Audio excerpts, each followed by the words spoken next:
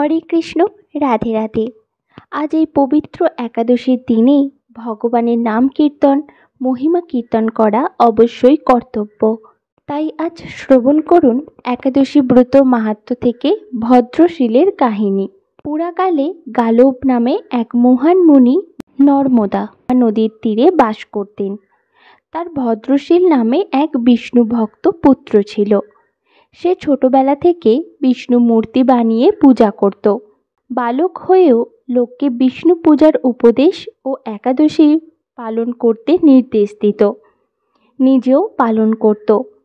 পিতা একদিন জিজ্ঞাসা করেন, আচ্ছা ভদ্রশীল, তুমি অতি ভাগ্যবান, তুমি বলো তো, রোজ শ্রী হরির পূজা করা, একাদশী তিথি পালন করা, এরূপ ভক্তি কিভাবে তোমার উদয় হলো? উত্তরে ভদ্রশীল বলতে লাগলো, বাবা, আমি পূর্বজন্মের কথা ভুলিনি। আগের জন্মে যমপুরীতে গিয়েছিলাম। সেখানে যমরাজ আমাকে এ বিষয়ে উপদেশ করেছিলেন। পিতা অত্যন্ত বিস্মিত হয়ে বললেন, ভদ্রশীল, তুমি পূর্বে কে ছিলে? যমরাজ তোমাকে কি বলেছিল? সব কিছুই আমাকে বলো। ভদ্রশীল বলল, বাবা, আমি পূর্বে চন্দ্র বংশের এক রাজা ছিলাম। তখন আমার নাম ছিল ধর্মকীর্তি। ভগবান দত্তাত্রেয় আমার গুরু ছিলেন। ৯,০০০ বছর আমি পৃথিবী শাসন করেছিলাম, বহু ধর্মকর্ম করেছিলাম। পরে যখন আমার অনেক ধনসম্পদ হলো, তখন আমি পাগলের মতো অধর্ম করতে লাগলাম। কতগুলি পাষণ্ড ব্যক্তির সঙ্গে আলাপ করতাম, আর কেবল কথা আলাপের ফলেই আমার বহু দিনের অর্জিত পুণ্য নষ্ট হয়ে গেল। আমিও পাষণ্ডী হয়ে গেলাম। তাদের কুযুক্তি নিয়ে যাগযজ্ঞ আদি পুণ্যকর্ম বাদ দিলাম। ফলে আমার সব প্রজারাও অধর্ম করতে লাগলো। প্রজাদের প্রত্যেকের অধর্মের ৬ ভাগের ১ ভাগ রাজাকেই গ্রহণ করতে হয়। তারপর একদিন আমি সৈন্যদের সঙ্গে বনে মৃগয়া করতে গেলাম। বহু পশু বধ করলাম। তারপর আমি ক্ষুধা তৃষ্ণায় কাতর ও ক্লান্ত হয়ে রেবা নদীর তীরে গেলাম। প্রখর রোদে তপ্ত হয়ে নদীতে স্নান করলাম।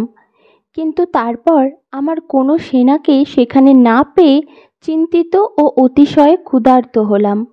অন্ধকার হয়ে এলো, আমি পথ ঠিক করতে পারলাম না। তারপর এক জায়গায় গিয়ে কয়েকজন তীর্থবাসীকে দেখলাম। জানলাম তারা একাদশী ব্রত করেছে। তারা সারা দিন কিছু খায়নি, জল পান পর্যন্তও করেনি।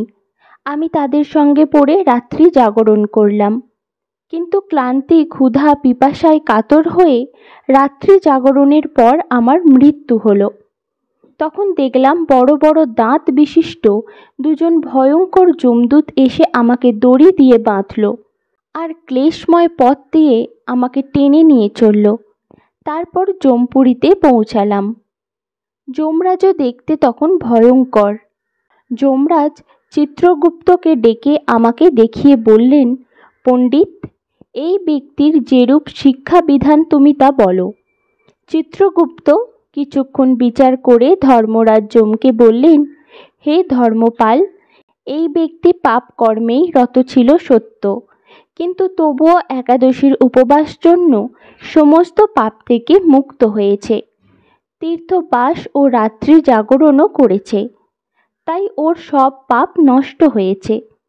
চিত্রগুপ্ত এই কথা বললে যমরাজ খুব চমকে উঠলেন। তিনি ভয়ে কাঁপতে কাঁপতে ভূমিতে দণ্ডবৎ প্রণাম জানিয়ে আমাকে পূজা করতে লাগলেন।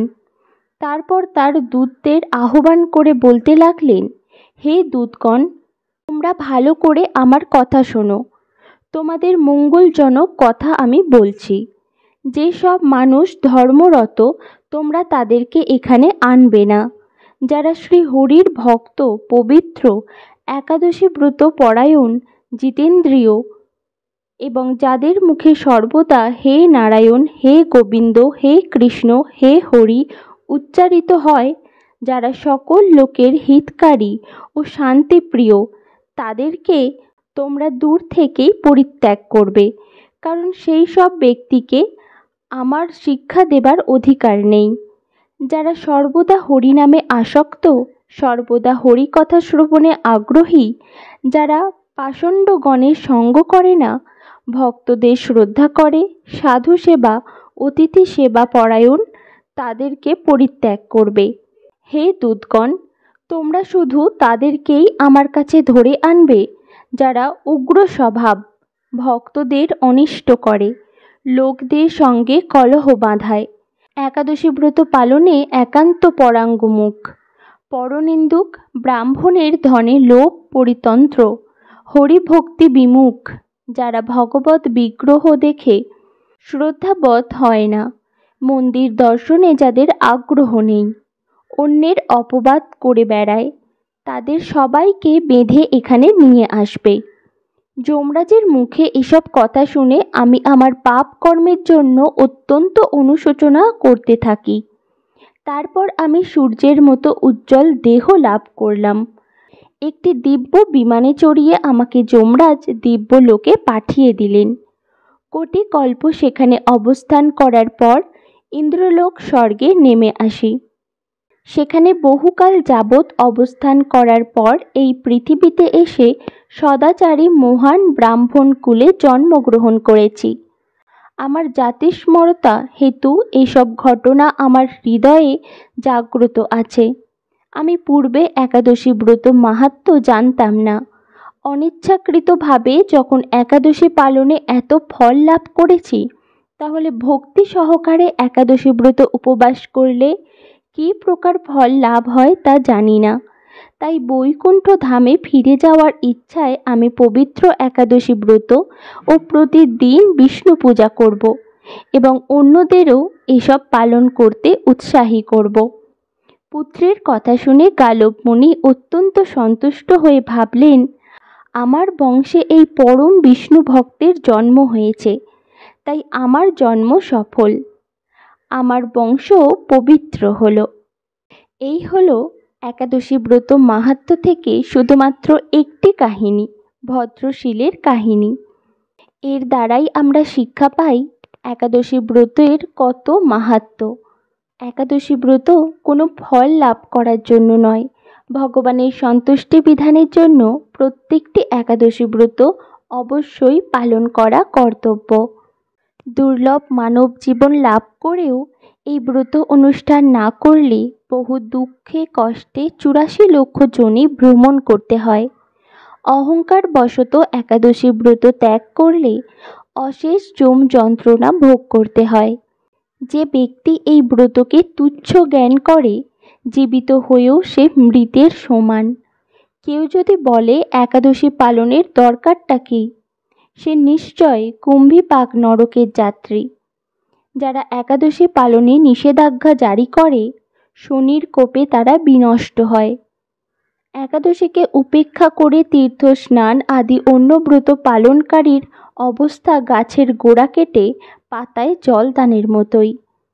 একাদশী বাদ দিয়ে যারা দেহ ধর্মে অধিক আগ্রহ দেখায়, ধর্মের নামে পাপ রাশিতে তাদের উদর পূর্ণ হয়। কলহ বিবাদের কারণেও একাদশী দিনে উপবাস করলে অজ্ঞাত সুকৃতি সঞ্চিত হয়। পুণ্যপ্রদায়িনী সর্বশ্রেষ্ঠ এই ব্রত শ্রীহরির অতি প্রিয়। একাদশী ব্রত পালনে যে ফল লাভ হয়, অশ্বমেধ, রাজসূয় ও বাজপেয় যজ্ঞ দ্বারাও তা হয় না। দেবরাজ ইন্দ্রও যথাবিধি একাদশী পালনকারীকে সম্মান করেন। একাদশী ব্রতে ভাগবত শ্রবণে পৃথিবীদানের ফল লাভ হয়। অনাহারে থেকে হরিনাম হরিকথা রাত্রি জাগরণে একাদশী পালন করা কর্তব্য। কেউ যদি একাদশী ব্রতে শুধু উপবাস করে, তাতে বহু ফল পাওয়া যায়। শুদ্ধ ভক্তেরা এই দিনে একাদশ ইন্দ্রিয়কে শ্রীকৃষ্ণে সমর্পণ করেন। গঙ্গা স্নানে যেমন সবার অধিকার আছে, তেমনি একাদশী ব্রতের অধিকারীও সকলেই। শাস্ত্রে বিধবা সধবা সকলের জন্যই একাদশী ব্রত পালনের নির্দেশ দেওয়া হয়েছে। যারা সধবার একাদশী পছন্দ করেন না, শাস্ত্রে তাদের বিষ্ণুদ্রোহী বলা হয়েছে। শ্রী চৈতন্য মহাপ্রভু তার লীলাবিলাসের প্রথম থেকেই একাদশী ব্রত পালনের প্রথা প্রবর্তন করেছিলেন। শ্রীলজীব গোস্বামী তার ভক্তি সন্দর্ভে স্কন্দ পুরাণ থেকে উদ্ধৃতি দিয়ে বলেছেন যে মানুষ একাদশীর দিন শস্যদানা গ্রহণ করে সে তার পিতা মাতা ভাই ও গুরু হত্যাকারী। সে যদি বৈকুণ্ঠ লোকেও উন্নীত হয় তবুও তার পতন হয়। কৃষ্ণ ভুলি যেই জীব অনাদি বহির্মুখ, অতএব মায়া তারে দেয় সংসার দুঃখ। শ্রীকৃষ্ণকে ভুলে জীব অনাদিকাল ধরে জড়া প্রকৃতির প্রতি আকৃষ্ট রয়েছে, তাই মায়া তাকে এই জড় জগতে নানা প্রকার দুঃখ প্রদান করছে। পরম করুণাময় ভগবান কৃষ্ণ স্মৃতি জাগরিত করতে মায়াগ্রস্ত জীবের কল্যাণে বেদ পুরাণ আদি শাস্ত্র গ্রন্থাবলী দান করেছেন। একাদশী তিথি সকল অভীষ্ট প্রদানকারী। এই ব্রত পালন করার ফলে সমস্ত পাপ বিনষ্ট হয় এবং সর্ব সৌভাগ্যের উদয় হয়। সর্বোপরি তা ভগবান শ্রীকৃষ্ণের প্রীতি বিধান করে এবং তার শ্রী পাদপদ্মে শুদ্ধ ভক্তি লাভ করতে সহায়তা করে।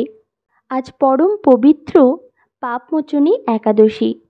পাপমোচনী একাদশী ব্রত মাহাত্ম্য এবং পালনের সম্পূর্ণ সময়সূচি জানতে এই ভিডিওর ডিসক্রিপশন বক্সে লিংক দেওয়া থাকবে, সেটি অবশ্যই শ্রবণ করুন।